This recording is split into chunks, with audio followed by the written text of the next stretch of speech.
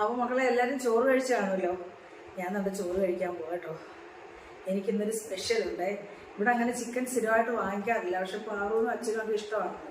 അപ്പോൾ ഇന്നും 1 kilo chicken മേടിക്കാമെന്ന് വിചാരിച്ചു. അപ്പോൾ അത് ഞാൻ കറി വെച്ചാണ് കേട്ടോ.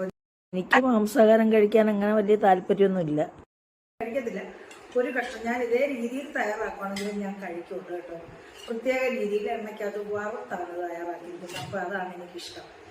പിന്നെ നമ്മൾ ഈ മാംസാഹാരം, അതായത് ചിക്കൻ ആയിക്കോട്ടെ ബീഫ് ആയിക്കോട്ടെ, പ്രോട്ടീൻ നമ്മുടെ ബോഡിയിൽ കിട്ടണമെന്നുണ്ടെങ്കിൽ നമ്മൾ അതിന് ബാലൻസ് ചെയ്യാനായിട്ട് നമ്മൾ വെജിറ്റബിളും കൂടെ ആഡ് ചെയ്ത് വേണം കഴിക്കാൻ. അല്ലാതെ ചില ആൾക്കാരുണ്ട്, ചിക്കൻ ഉണ്ടെങ്കിൽ ചിക്കൻ കറി മാത്രം കൂട്ടി ചോറ് കഴിക്കും, ബീഫ് ആണെങ്കിൽ ബീഫ് മാത്രം. ബീഫ് എന്ന് പറയുമ്പോൾ അപകടകാരിയായിട്ടുള്ള ഒരു മാംസാഹാരമാണ്. അത് നമ്മുടെ ശരീരത്തിൽ കൊളസ്ട്രോൾ കൂടി നമുക്ക് ഹൃദയാഘാതം. ഇപ്പോൾ കണ്ടില്ലേ, എല്ലാവർക്കും അങ്ങ് ബ്ലോക്കാണ്. എന്താണ് നമ്മുടെ ഇപ്പോഴത്തെ ഭക്ഷണശൈലിയാണ്. ഫാസ്റ്റ് ഫുഡ്, മെയിനായിട്ട് ഫാസ്റ്റ് ഫുഡ്.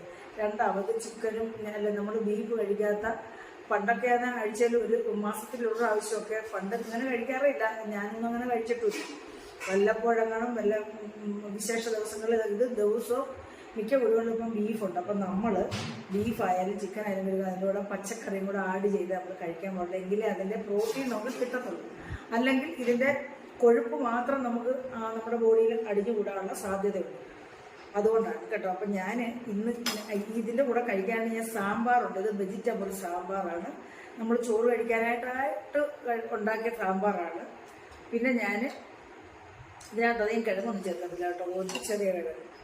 പിന്നെ ഇതിനകത്താണ്ട് അച്ചങ്ങ പയറാണ്, പയർ തോരൻ. അപ്പോൾ ഇത് എല്ലാവരും കഴിച്ചതിൻ്റെ ബാക്കിയാണ് കേട്ടോ.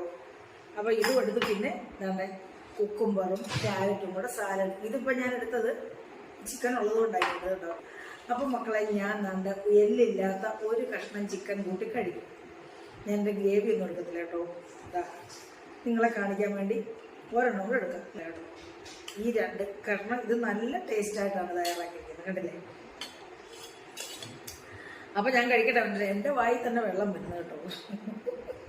അപ്പം ഞാനിത് കഴിക്കട്ടെ. ഞാൻ കൂടുതൽ സംസാരിച്ചോ. അപ്പോൾ ഇതാ എല്ലാം കൂടെ അങ്ങോട്ട് കുഴച്ച്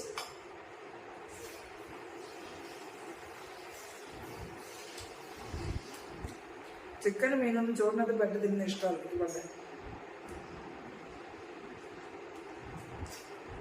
സൂപ്പർ.